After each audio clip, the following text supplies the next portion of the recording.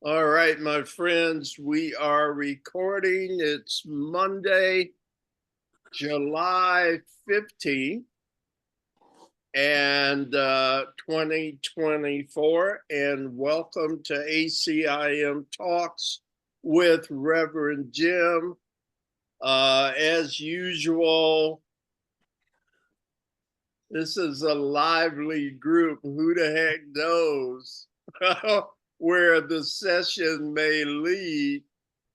But for me, it's always amicable. I always enjoy it. And I think a big part of it to me is the camaraderie that we establish. I think we have lively discussions, but we do it in an amicable way, and you don't feel people getting defensive at all. Hopefully, I don't feel that way.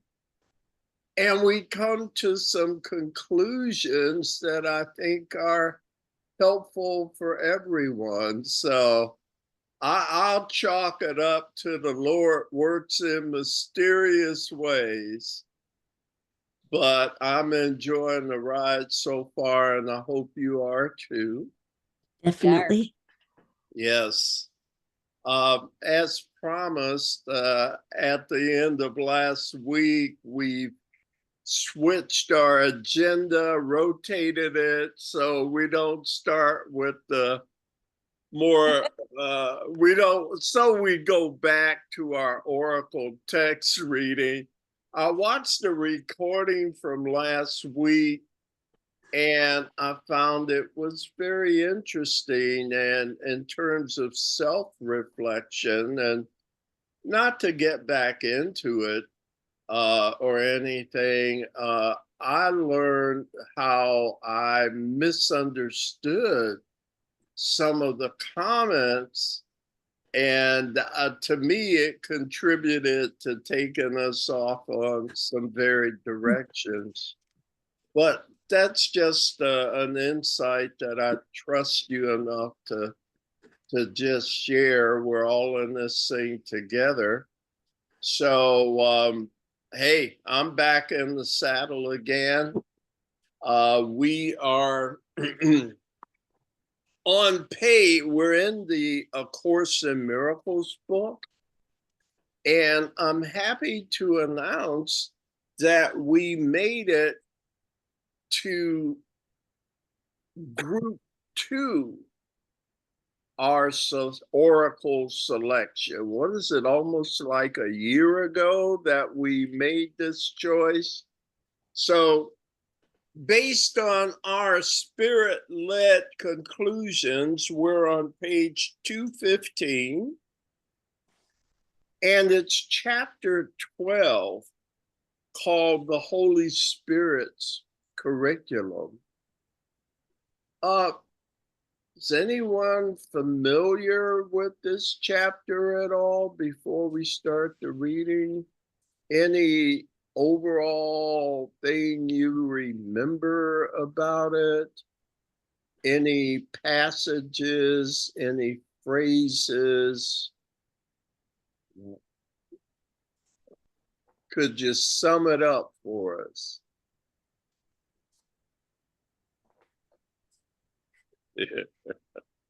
All right. All right. We all want to be comfortable and in a comfortable environment. Why don't we get our reading list going and we'll tackle this thing. Judy, reader 1, and then D is 2, Kathleen 3, Joan 4, Debbie 5, and Ron can be reader 6. And I talk so much, why don't I just leave me off the reader list? Please, let's see what this chapter has to offer us. Are we ready? Yes, ma'am, please. The judgment of the Holy Spirit. You have been told not to make error real. And the way to do this is very simple. If you want to believe in error, you would have to make it real because it is not true. But truth is real in its own right. And to believe in truth, you do not have to do anything. Understand that you do not respond to anything directly, but to your interpretation of it. Your interpretation thus becomes the justification for the response. That is why analyzing the motives of others is hazardous to you. If you decide that someone is really trying to attack you, or desert you, or enslave you, you will respond as if he had actually done so, having made his error real to you. To interpret error is to give it power. And having done this, you will overlook truth. Reverend Jim, when you asked about what anybody knows about this chapter, when I printed off the agenda and I saw it was this chapter, I have to tell you that I got stuck on number 1, which is what I'm reading, because I'm not seeing it as responding to someone else. I'm looking at it as responding to myself, like not feeling well, because the not feeling well, I'm really generating this. I am not responding to anything that is truth. It's my interpretation of how I feel. And every time I am interpreting it, looking at it, Googling symptoms, stuff like that, I'm just giving it power. And having done that, and every time I do that, I'm overlooking the truth of my being, and the symptoms just keep going on and on and on because I'm doing it. So I had to think into this to see this is real. This is how I interpret this. And I have got to stop doing in my life what I am doing, which has to do with me. I'm attacking myself. Yeah, interesting comments. Any responses, guys, to sum it up a little more for us? What's the issue? I appreciate the explanation, but can you try to crystallize it a little more so we can respond accurately? Well, I love practically all of the sentences. When I believe in truth, I don't have to do anything. The truth is, has always been, and will always be. But when, okay, I'll say it more succinctly. When a person is in pain, for me in particular, that shifts me off of my belief in truth. So that is sentence 4. Understand that you do not respond to anything directly, but to your interpretation of it. My interpretation of it is something is wrong with me. I have to figure out what's wrong with me. Do I go to a doctor? All of this is going through my head because that's my interpretation. But in doing that, in essence, I am really attacking the truth of my being. Yeah, I think you're understanding this paragraph very well. It's just a matter of full interpretation to me. But let me hold off on my response. What do the rest of you think? Doesn't it say somewhere in the course that we always attack ourselves first? Yes, it does. Yeah, I thought I remembered that. Yeah, and I could see how that would phrase would resonate here. Other comments? I feel like we do maintenance on our cars, and it would be foolish not to. Yeah, I'm with you there for sure. So, yeah, I actually really respect.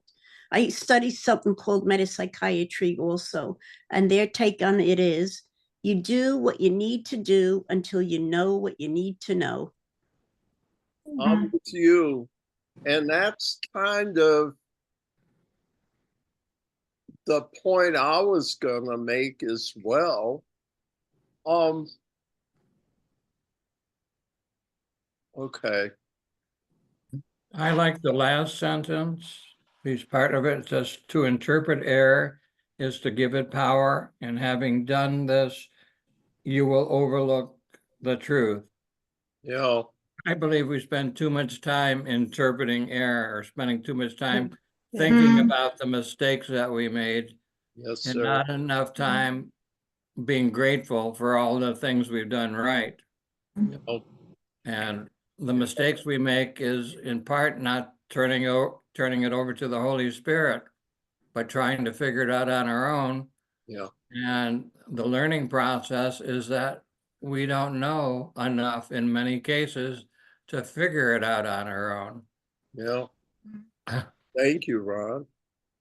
What came to me? Go Uh, ahead, Debbie. Yeah, let me do Debbie and then we'll come to you. Oh, okay.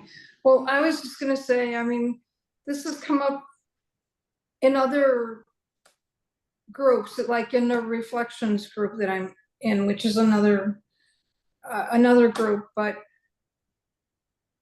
it's like when we're in pain, I feel like, so I suddenly my body's calling for my attention, but is it necessarily where I feel the pain? Or is it just Yeah. like my body seems to need attention today?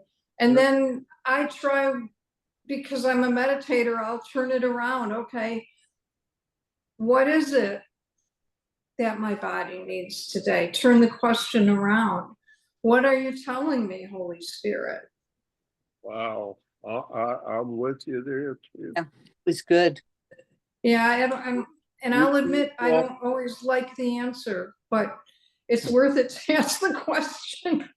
Well, I appreciate all of your responses. Kathleen, you had something? Well, what just popped into my mind is level 2 and level 1. You know, we're living in level 2, but we don't have to function in level 2. You know, when we get wrapped up in our pain, we need to raise our consciousness into up to level 1 and know that it's just part of the illusion.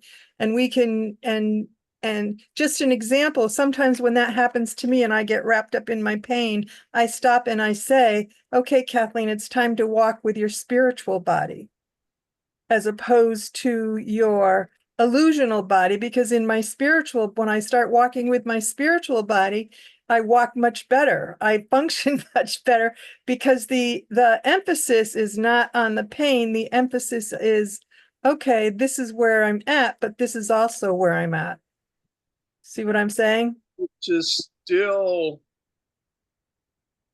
I don't know. I'll just say for me, and maybe let me thank you first, Kathleen, but the overriding principle to me, what I've learned from the course is that level 2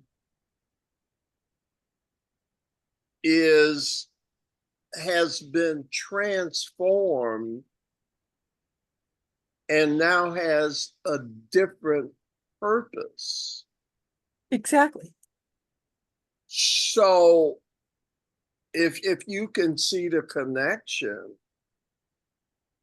I don't look for pain per se, but I'm very sensitive to pain, but I don't see it as because I'm doing something wrong. Oh, no. I see it as part of the need to maintain this material body. Like Dee said, I try and take at least as good a care of my body as I do my car. However, here, let me get to it. What's the purpose of the pain?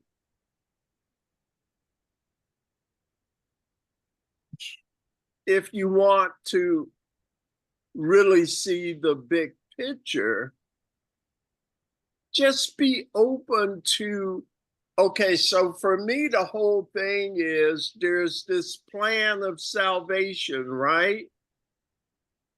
I'm just gonna ride it out. And for me, that brings a level of peace in a practical way.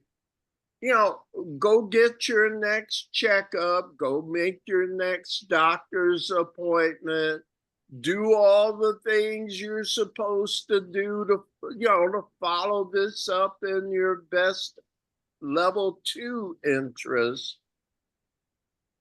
while at the same time waiting to see what's unfolding from God's plan for me here.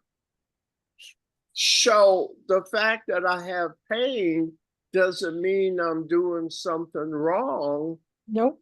The fact that I have pain is that it's part of my process to my good.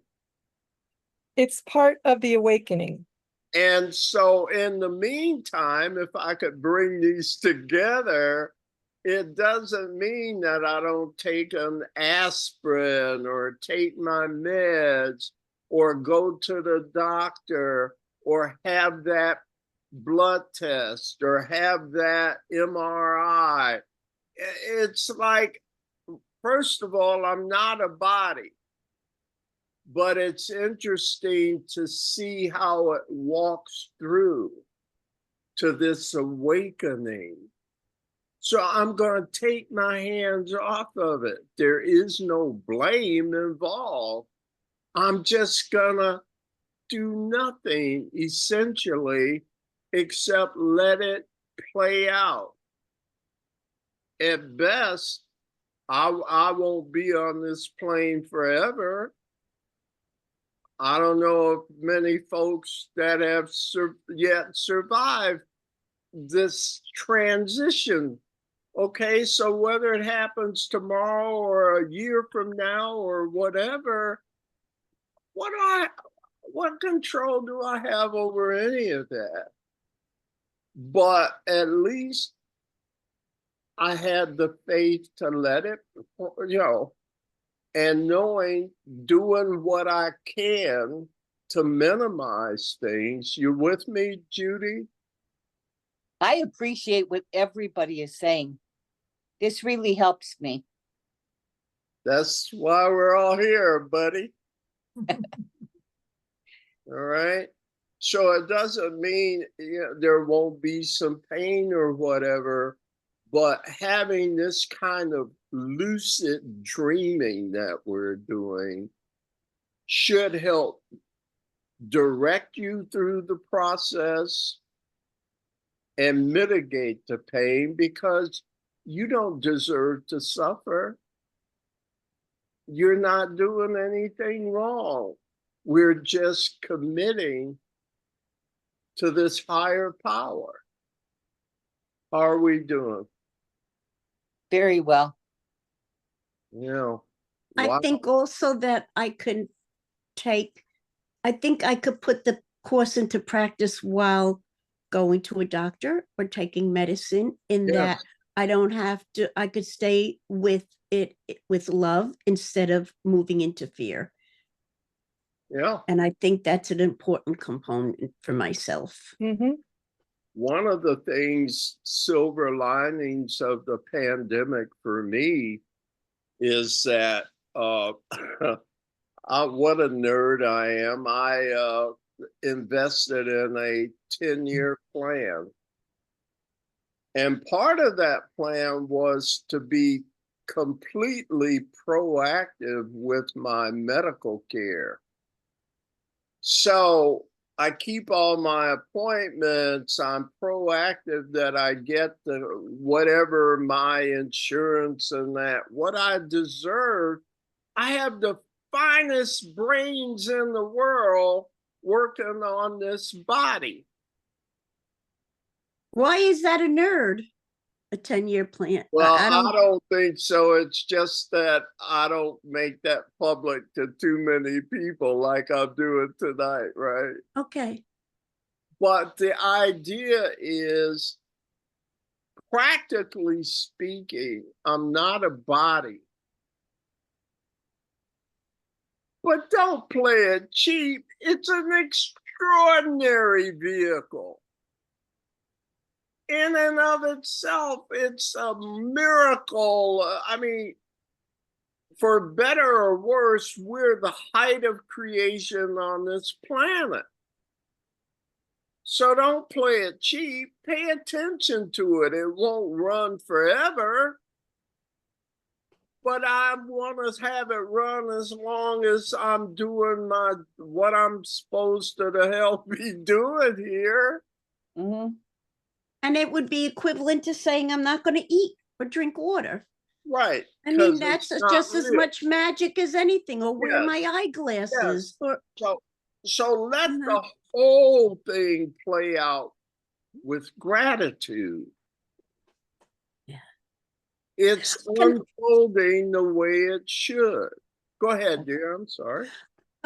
There's another version of this of the Course of Miracles, a most recent version out called the Complete and Annotated Edition. And what they did in that edition is they put back all the material that was Yes. channeled to Helen that was left out. And the reason I'm bringing that up is that in the back of that book, they have what's called cameos. And the cameos are the material that was channeled to Helen privately. Yes.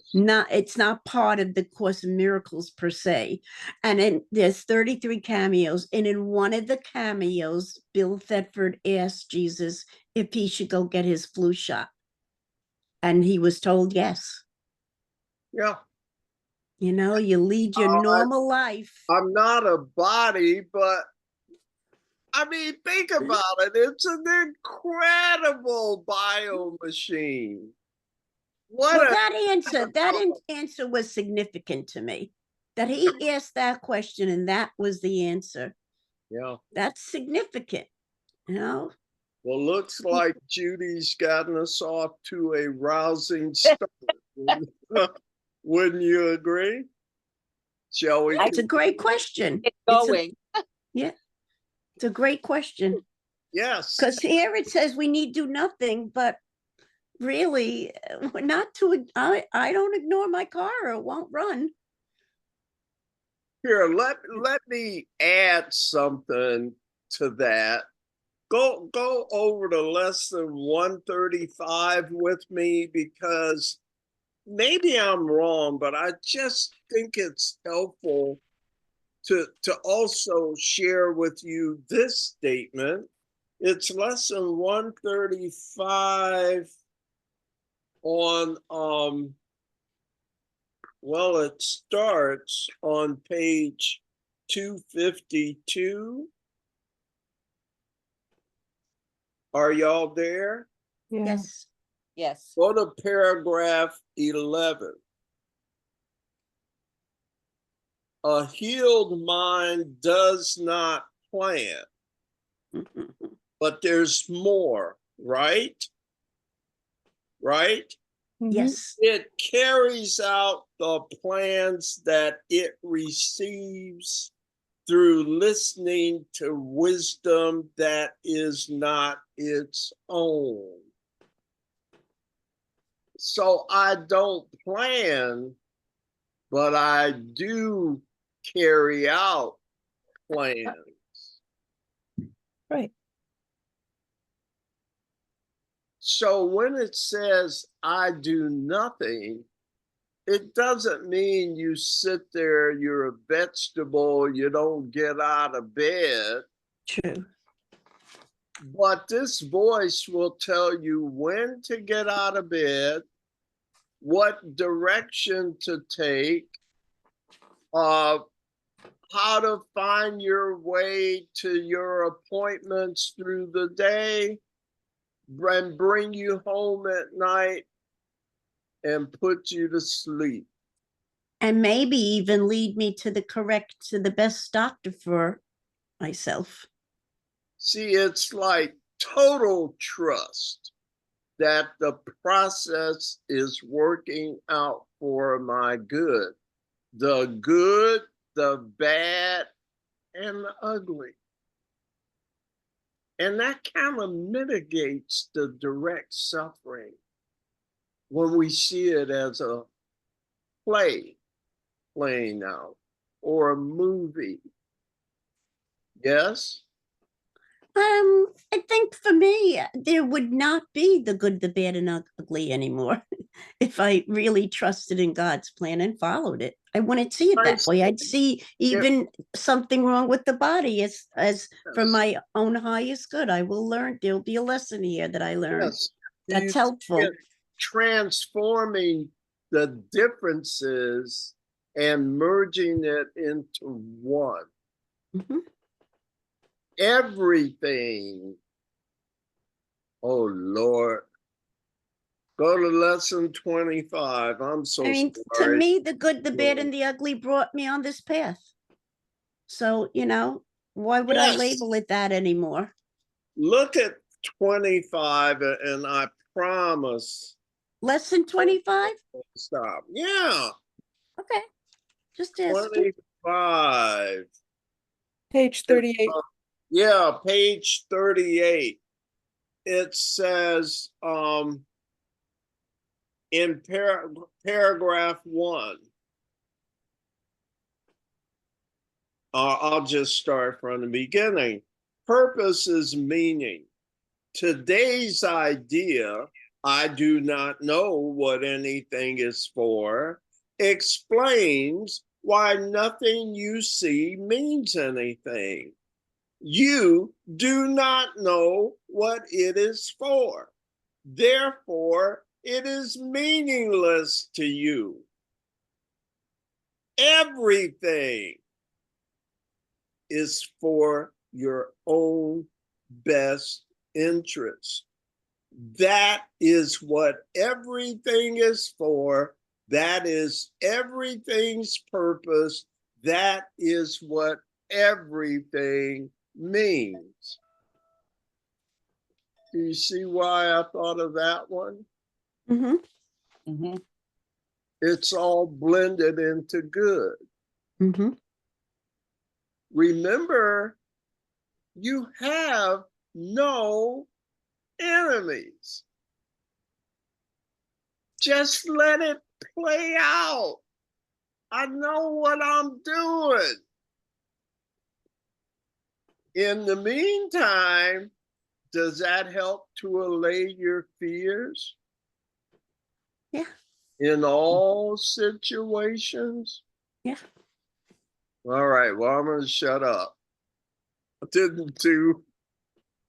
Okay, we never know where we're going. Should we try and read another? If so, we're up to D.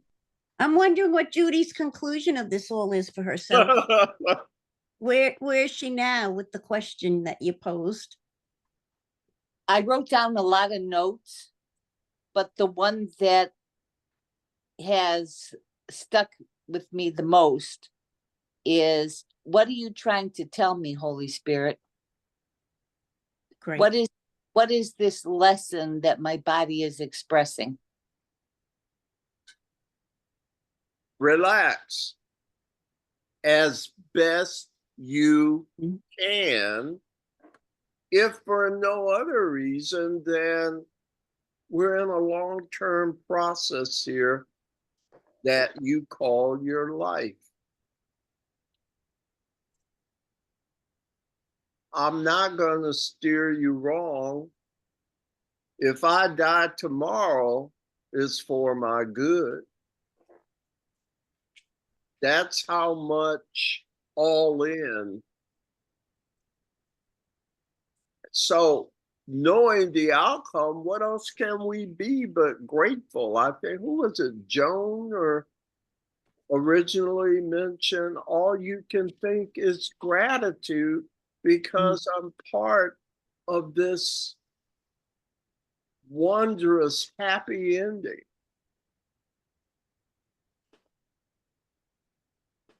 What if fairy tales really are true? They might very well be, and everything here is 180 degrees. You know that song in The Wizard of Oz?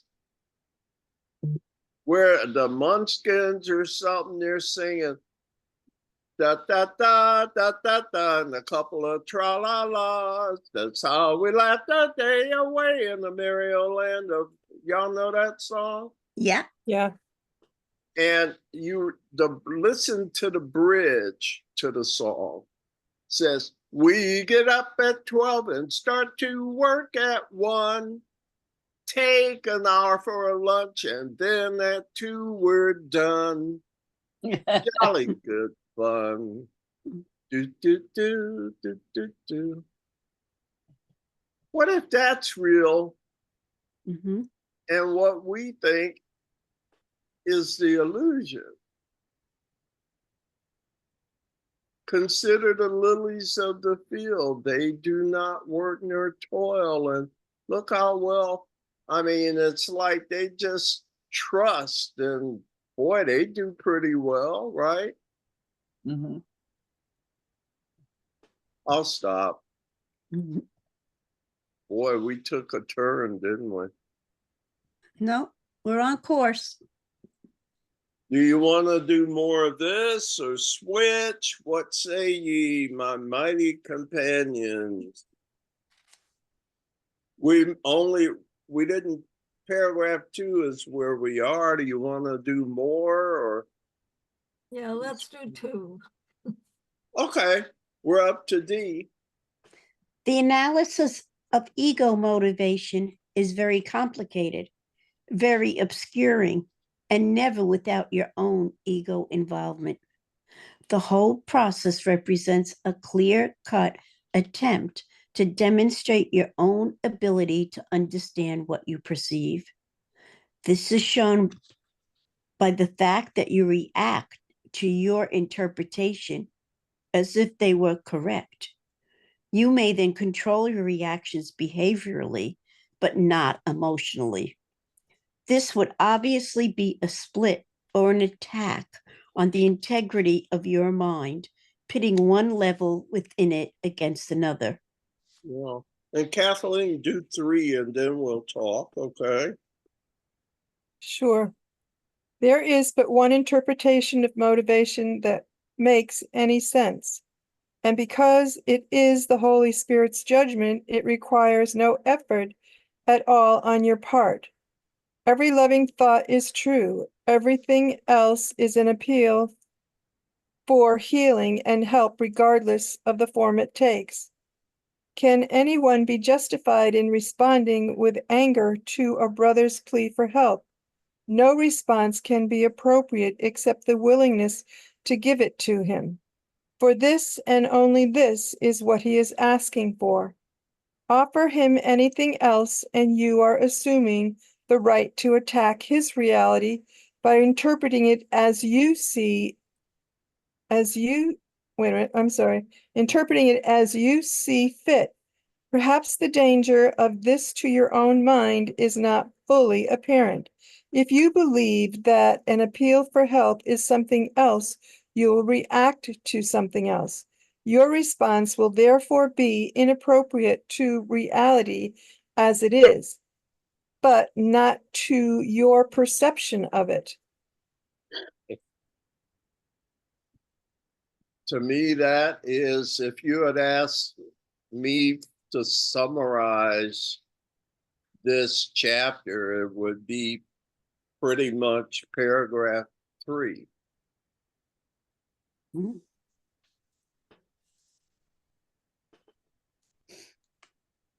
So are you is this Jesus guy saying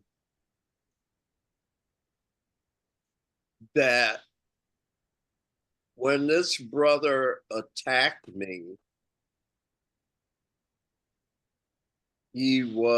what was he doing now? I thought he was trying to hurt me. What does this Jesus say he's doing? A call for help. Yeah. For help. Sentence 3 in paragraph 3. Everyone. Yes. Mhm.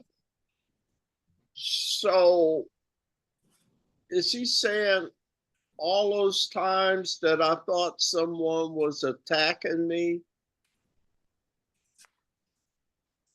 whether it's physically or emotionally, it wasn't an attack? But they thought it was an attack. I'm sure some of them, right? What was it for them, according to Jesus's Holy Spirit's interpretation? Why did they attack me?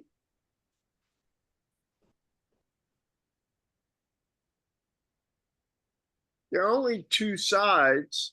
Well, it's a call for help. And they may not know it's a call for help because they're interpreting through their eyes of Made anger. mistake. Yeah, And fear. yeah, It's- yeah. They're in fear and Yeah. yeah. So that's why I say it's kind of the essence of the whole chapter. He says there are only two things: love or fear, Mm-hmm. which is a call for love. Mm-hmm.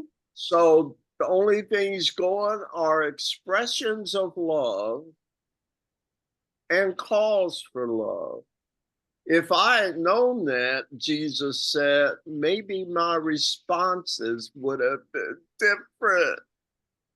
You hit me, I'm going to hit you back. Isn't that what you were taught? Mm-hmm. Yeah, yes. And now this guy is saying, oh, turn the other cheek. Like, you hit me and I'm going to love you back. How can you possibly live a life like that?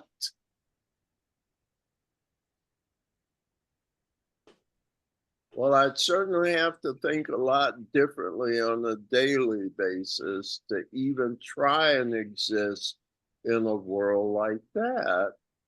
And yet, I know a lot of people that are proving successful.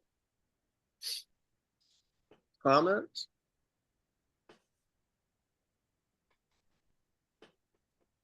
You don't believe me? I mean, we can talk about it. This is ACIM Talks. I think we do believe you, Reverend Jim, but what the course is saying is it all depends on our own interpretation. And so when we interpret this as not an attack, but No. I don't believe the course is saying it depends on your interpretation. He's going to say in this chapter, it depends on the Holy Spirit's interpretation. That is why a healed mind does not plan. It carries out the wisdom given it through a wisdom, the plans given it through a wisdom not its own. Do you see how it's kind of a giving up? How are we doing? This is deep for me. Mm-hmm. Am I wrong about it, or? well, don't you think It's the that living go ahead, dear. I'm sorry.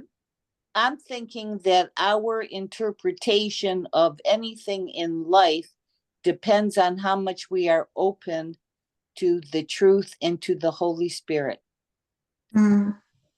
And when we are open and living a whole different way than a lot of people are living, Yeah. then we don't see it as an attack That's, because through the eyes of the spirit. yeah. Mm. And I have to learn to do that pretty much. It's a letting go. Mhm. Mhm. So you get brownie, incremental brownie points, but the goal is to let go 24/7. And if I do that, I have 24/7 peace.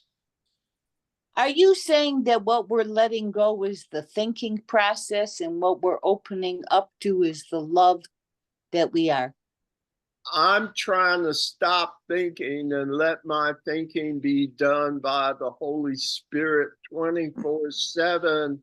For the Holy Spirit is indeed me, my higher self. Okay. But I didn't know that was the same as me. But whether it's me or not, I'm turning over thinking to something else and not me. Okay, Mhm. that I can understand. That's the practice. But in giving it up, what you gain is a certain carefreeness, a situation where those folks that produced anxiety, that were or possibly were enemies, I don't care. I'm just going to be one thing. And if they attack me, Spirit will show me the appropriate way to respond. It may not be that I have to kiss them on the mouth.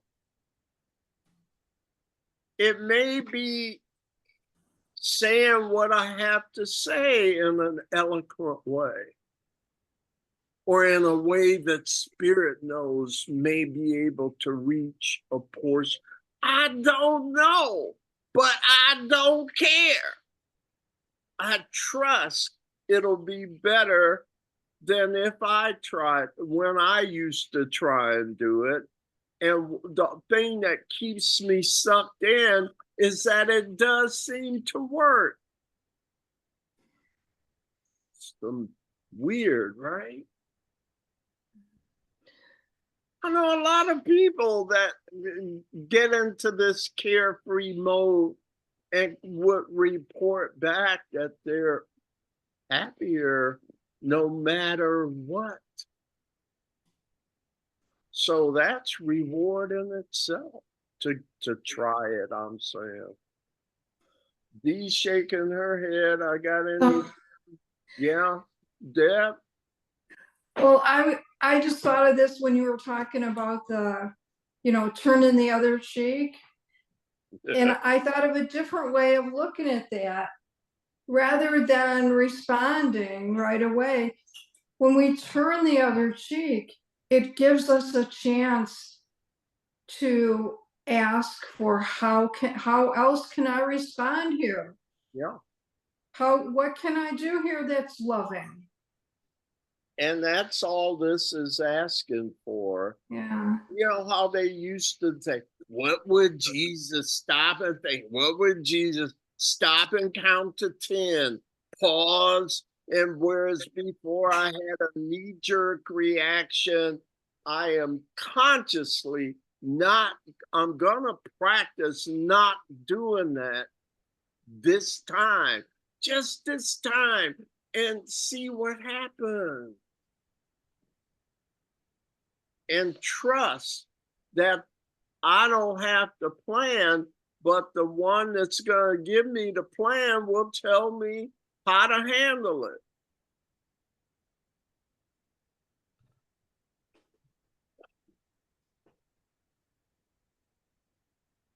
Reverend Jim, I'm understanding what you're saying.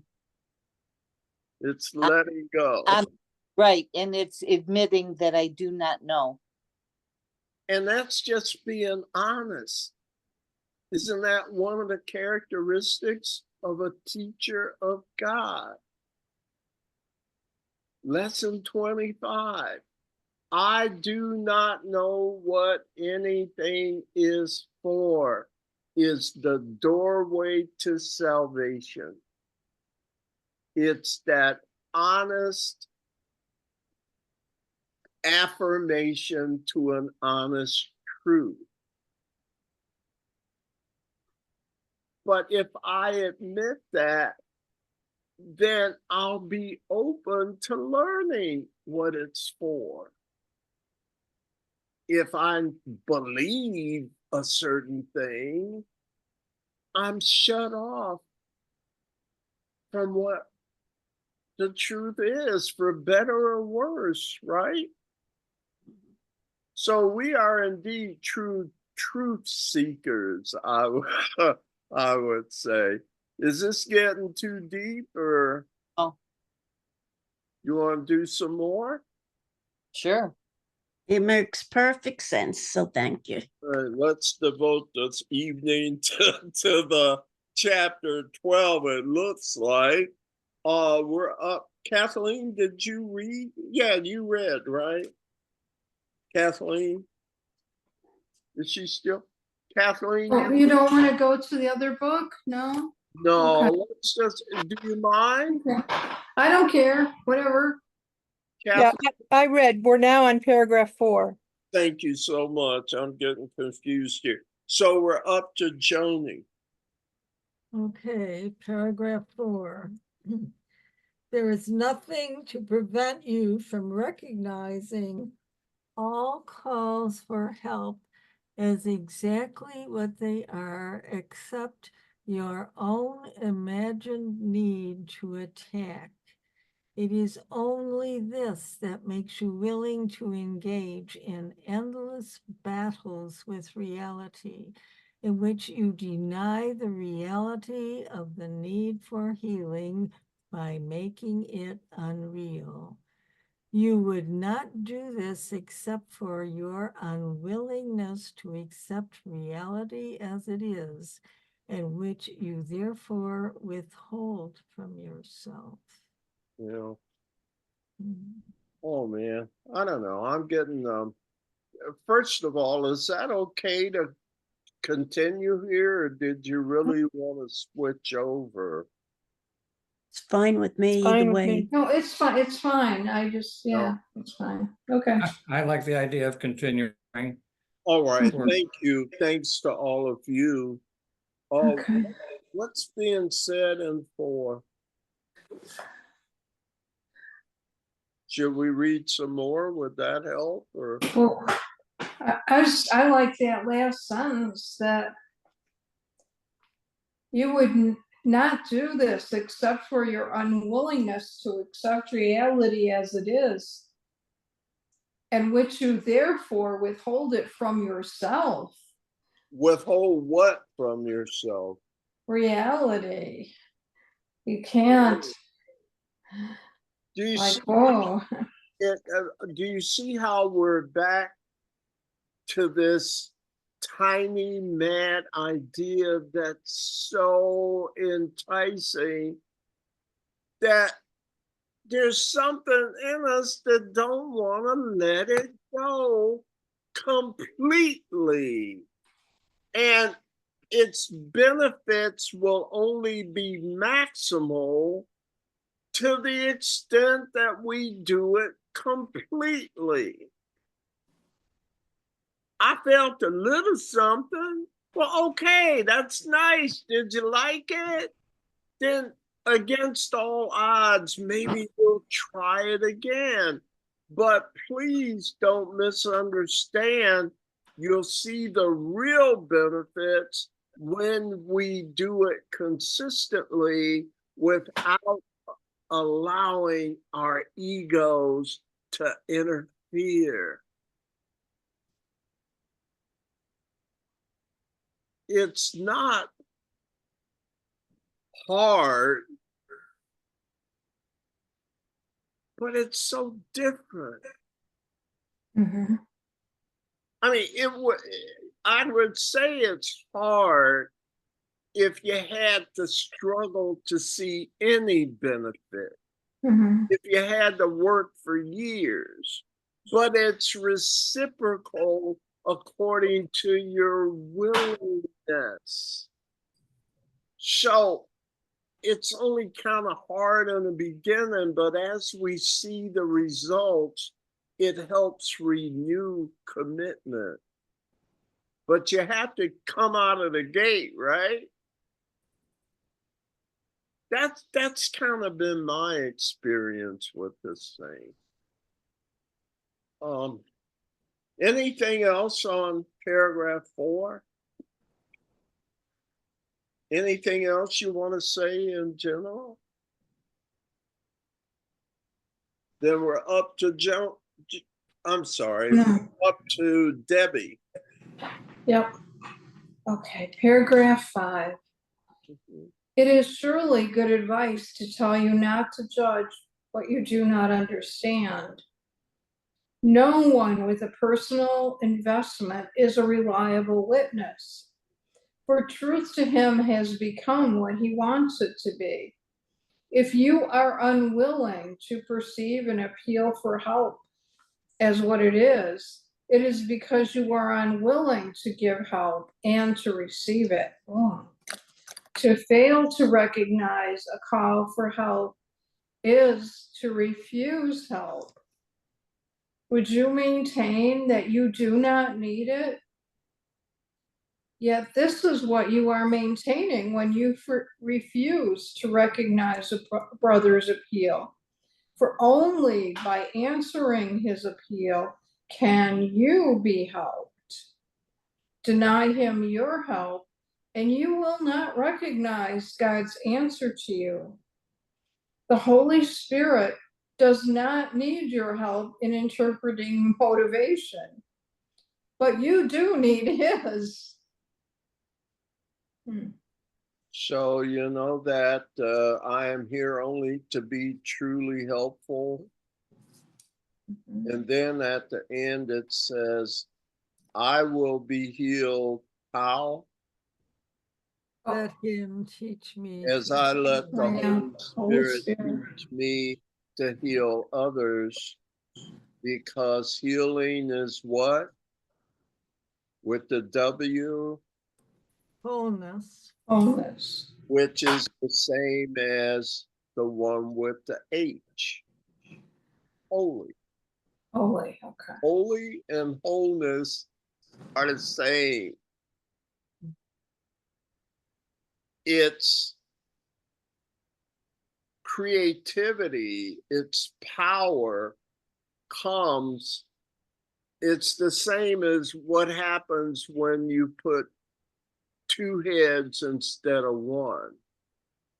There's a new creation. It's like when you have 1 cell phone versus 8 billion. Do you see how much power the phone has now? Its potential, its ability to convert, to disrupt in a good way, you see? So I'm just, again, there's so many metaphors that we're becoming aware of, perhaps, I hope you are, when you understand that the complexity of the ego is unnecessary because we think the form of something makes it different. But we're just espousing metaphors about, okay, here's a metaphor, okay? It's always darkest before the dawn.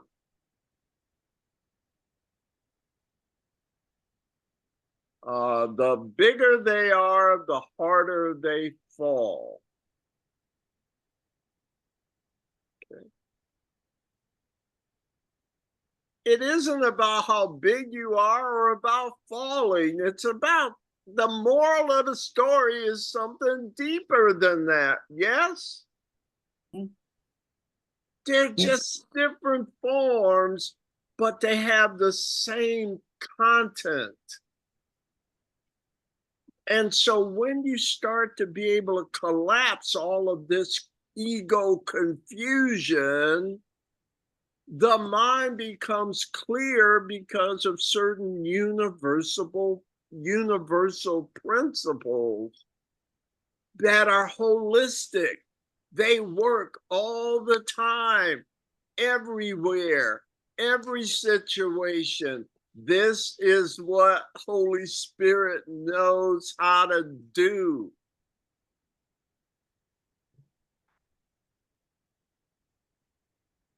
I'm getting riled up, right? So would you trade what you've been doing for the possibility that this invisible thing is really real? Mm-hmm. Yes. Would you try it in every situation, or whatever baby steps? Because if it don't work, I wouldn't do it either. But I have witnesses, historical witness, as well as contemporary witnesses, that I'm not alone, that this thing is real and it'll do it for you.